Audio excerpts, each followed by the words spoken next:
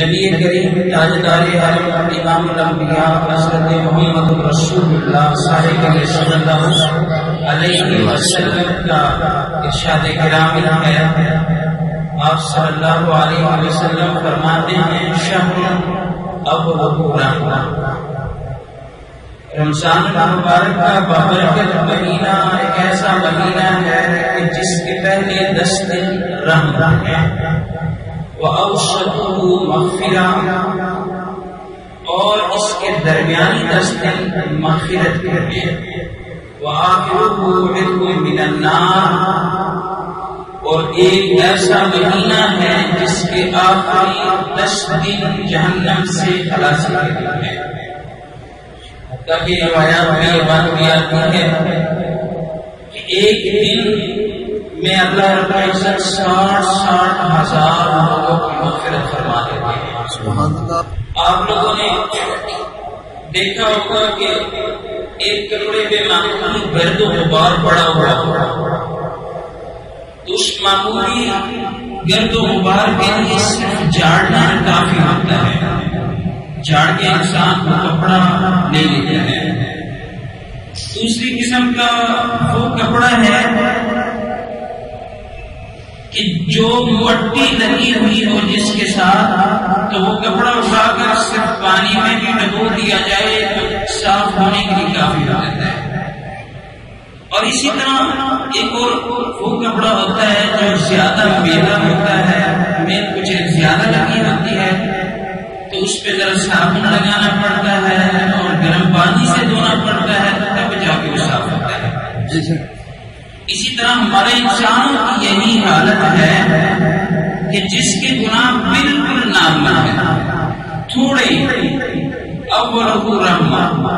تو رمضان المبارک کا یہ بابرکت مہینے کے پہلے 10 دن اس کے لیے رحمت ہے کیونکہ اس کے گناہ بالکل تھوڑے ہوئے ہیں. جس طرح کے معمولی سی مٹی ایک کپڑے کو لگا ہوا ہو اور جھاڑنے سے صاف ہو جائے تو جو ہی رمضان کا بابرکت مہینہ آتا ہے اس بندے کے گناہ کم ہوتے ہیں تو رحمت آتے ہی اس کو لپیٹ میں لے لیتی ہے اور اس کے لیے رحمت اللہ. اور دوسری قسم کے وہ لوگ ہیں جن کے گناہ تھوڑے سے ہوں, فرماتے ہیں اوسطہ مغفرہ.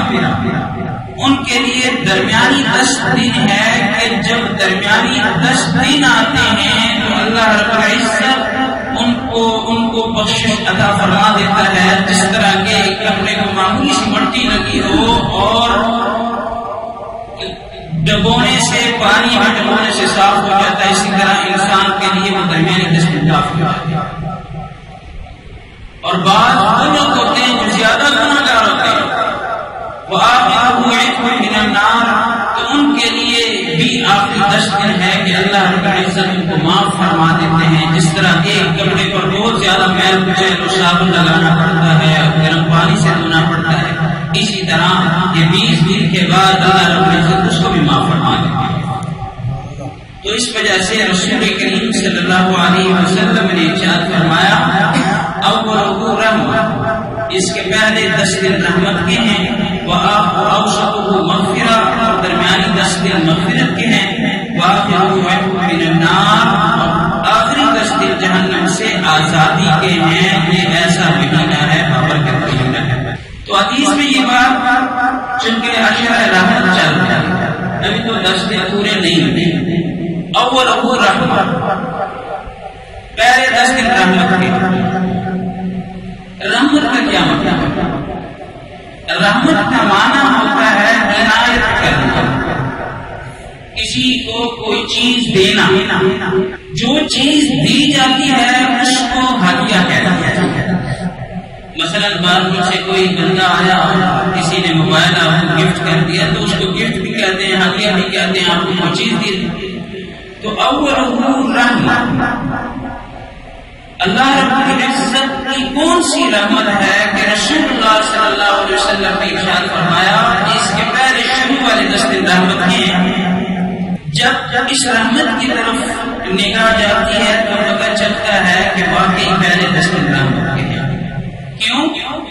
جب بھی رمضان المبارک کا بابرکت مہینہ آتا ہے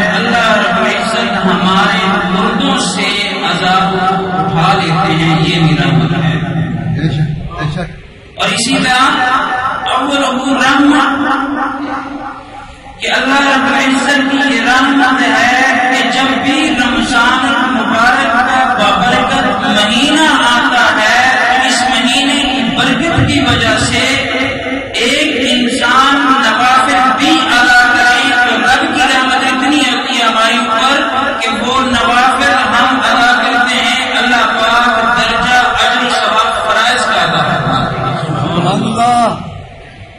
اول رحمت اللہ کی عنایت کردہ چیز تو یہ ہے کہ جب رمضان المبارک کا بابرکت مہینہ آتا ہے تو اس بابرکت مہینے کی وجہ سے رحمت اتنی ہوتی ہے کہ جب ہم فرض ادا کرتے ہیں تو ایک فرض ہم یہاں پر ادا کرتے ہیں رب عرش کریم پر 70 فرائض کا ثواب عنایت کرتا ہے. سبحان اللہ. اولہ رحمت کیا ہے؟ اسی رحمت کے صدقے اللہ رب العزت نے ہمیں رمضان المبارک کے بابرکت مہینے میں قرآن مجید سے نوازا. قرآن جیسے کتاب ہمیں عنایت کی.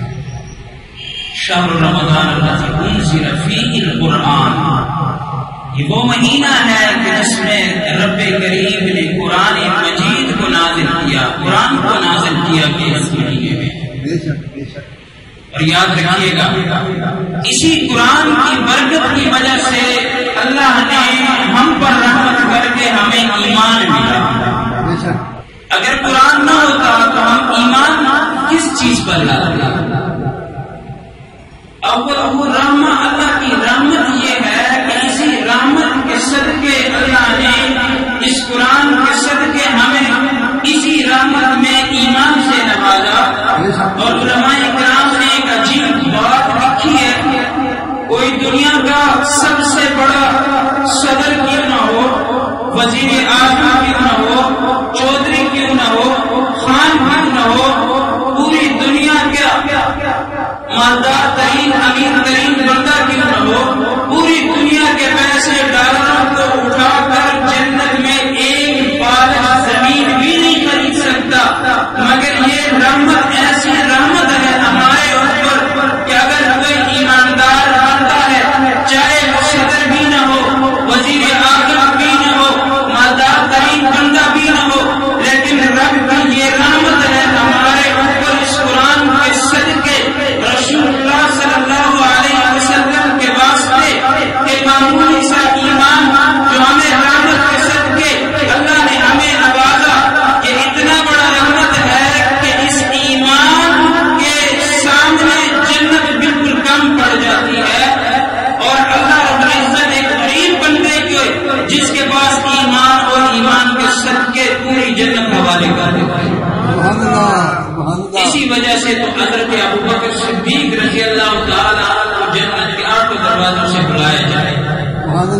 ایمان تھا ان کے پاس، مان جو تھا رسول اللہ صلی اللہ علیہ وسلم کے خاطر قربان کر دیا.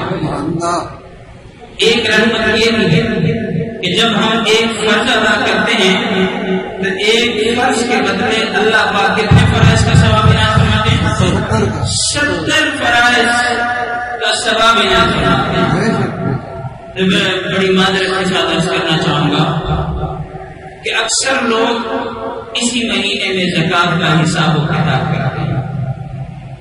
جو نہیں کرتے ان کا شیڈول ٹائمنگ تبدیل ہے.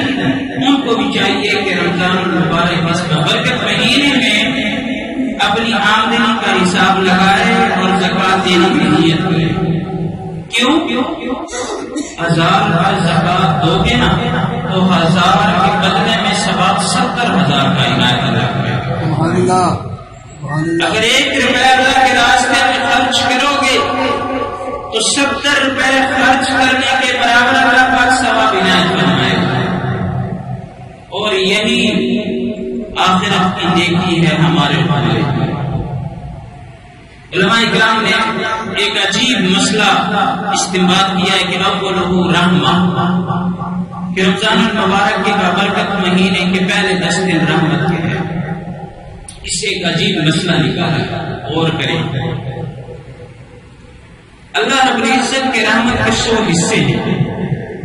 ان 100 حصوں میں سے ایک حصہ تو پورے سال اسی ایک حصے میں اللہ نے قرآن بھی عنایت فرمایا ہے، اسی ایک حصے میں اللہ رب العزت نے ہمیں ایمان سے بھی نوازا ہے، لیکن رمضان المبارک اس بابرکت مہینے میں باقی 99 رحمتیں بھی ہماری طرف متوجہ ہو جاتی ہے، تو یہ بات تو نامراد ہی ہو سکتا ہے جس کی اللہ مغفرت نہ کر دے، تو کبھی امکان یہی ہے کہ جو بندہ روزہ رکھے تو اللہ پاک 100% امکان ہے کہ اللہ پاک ان کی مغفرت نہ فرما دے گا۔ یہ علماء کرام کا احسان ہوا کہ انہوں نے حدیث سے ایک مسئلہ استنباط کر کے تمہیں دیا، ورنہ ڈاکٹر لوگ ایک گولی بھی مفت نہیں دیتے۔ اب اسپتالوں میں جائیں ایک گولی بھی تمہیں مفت نہیں ملے گی، لیکن علماء کرام کا یہ ہمارے اوپر احسان ہے، مجتہدین کا ہمارے اوپر یہ احسان ہے کہ انہوں نے احادیث اور قرآن سے مسائل نکال کے ہمیں مفت عنایت فرما دیے۔ ورنہ میں دیکھتا ہوں کہ آج کل معاشرے میں مارکیٹ کا صدر بھی مالدار ہوتا ہے، محلے کا وڈیرا چودھری بھی مالدار ہوتا ہے، اسی طرح علاقے کا MLA بھی مالدار ہوتا ہے، یہاں تک کہ پاکستان کا صدر بھی مالدار ہوتا ہے، لیکن علماء اکرام کا یہ احسان ہے کہ معاوضہ نہیں دیتے ہیں اور وہ غریب ہوتے ہیں، غریب طبقہ ہوتا ہے۔ ورنہ اگر قرآن کے آیات پر یا حدیث پر وہ معاوضہ لیں تو سب سے مالدار ترین طبقہ علماء۔ میرے ایک بات کروڑوں کی ہے، لاکھوں کی ہے، تو میں بڑی تقریریں کیا کرتا ہوں دور دور جا کر، اگر مجھے معاوضہ ملے تو سب سے اچھی کوٹھی میری ہو، گاڑی میری ہو، لیکن یہ علماء اکرام کا یہ احسان ہے کہ مسائل پر اس اجر نہیں دیتے، اجرت نہیں دیتے، مگر یہ کہ اللہ کو ثواب عنایت فرماتا ہے، ثواب کی خاطر تمہیں یہ مسائل بتاتے ہیں۔ تو میں عرض کر رہا تھا حدیث پاک ایک مرتبہ کعب بن عجرہ غالباً راوی حدیث ہے، رسول کریم صلی اللہ علیہ وسلم ایک مرتبہ مسجد نبوی تشریف لائے اور آپ صلی اللہ علیہ وسلم ممبر کے پاس جا گئے، صحابہ اکرام سارے تشریف فرما تھے، رسول کریم صلی اللہ علیہ وسلم نے ممبر کے پہلے سیڑھی پہ جب پاؤں رکھا تو آمین کہا، دوسری سیڑھی پہ پاؤں رکھا پھر آمین کہا، اور تیسری سیڑھی پہ پاؤں رکھا تو رسول کریم صلی اللہ علیہ وسلم کی زبان سے پھر آمین کی صدا آئی۔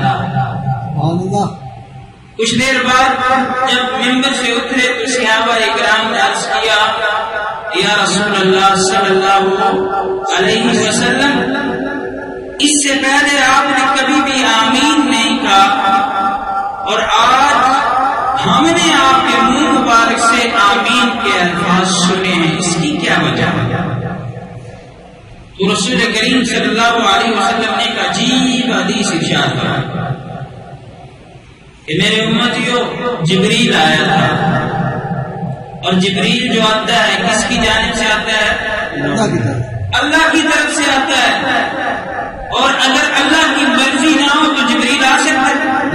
نہیں آ سکتا۔ تو بیچا کس نے ہے؟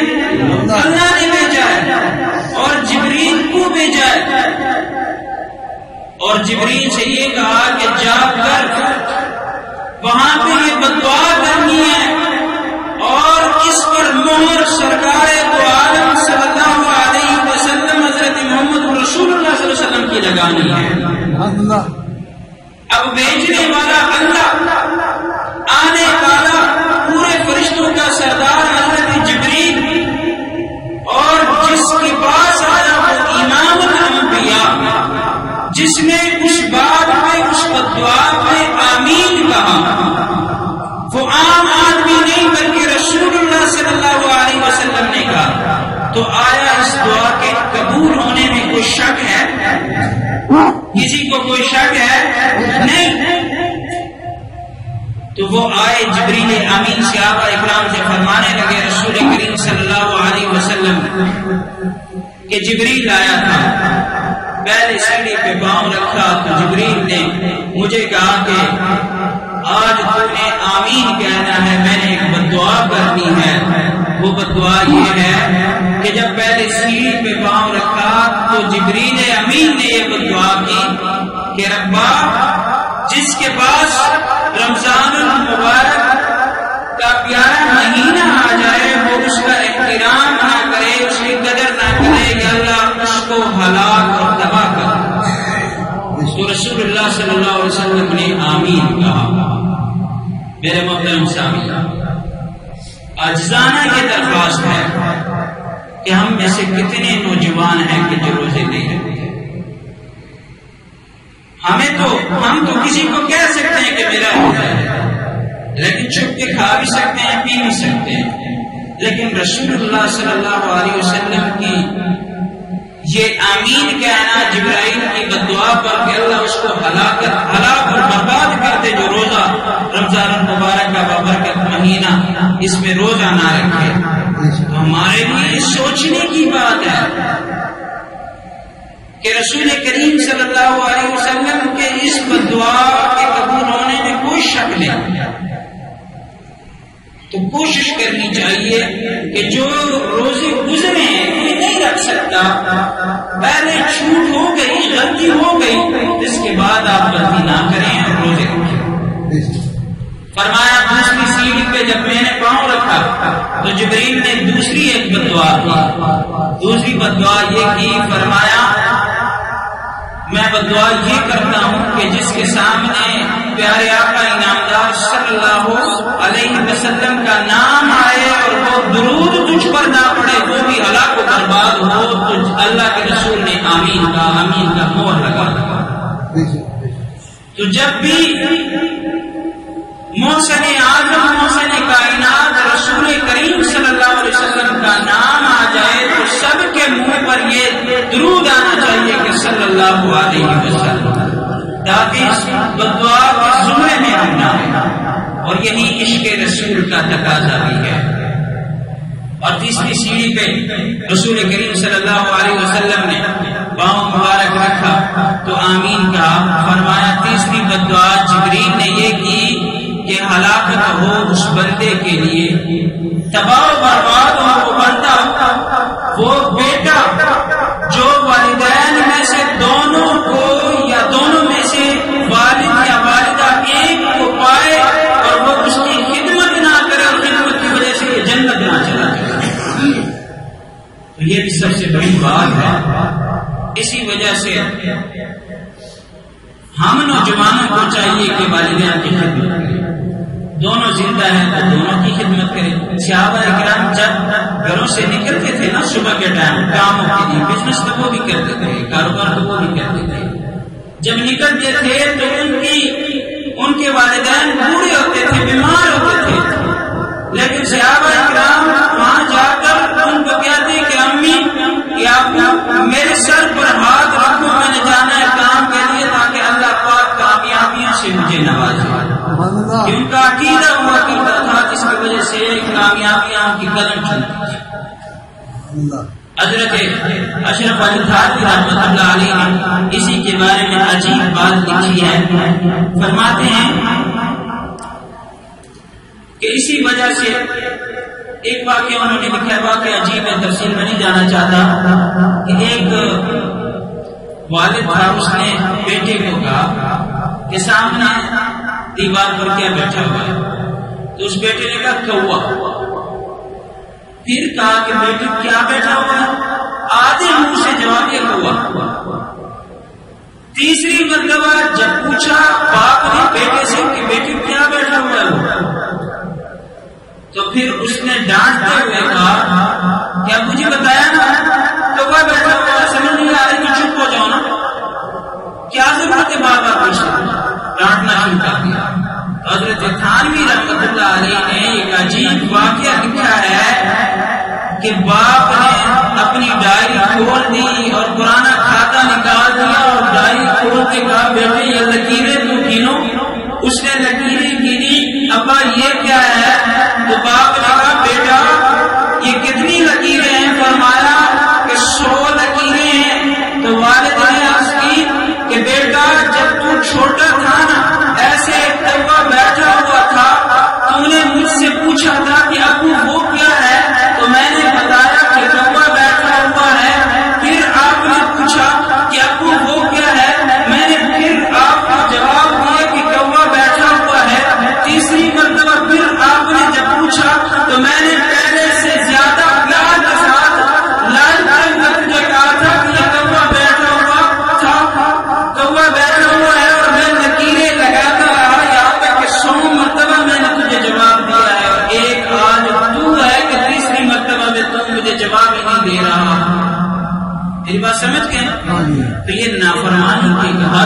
میں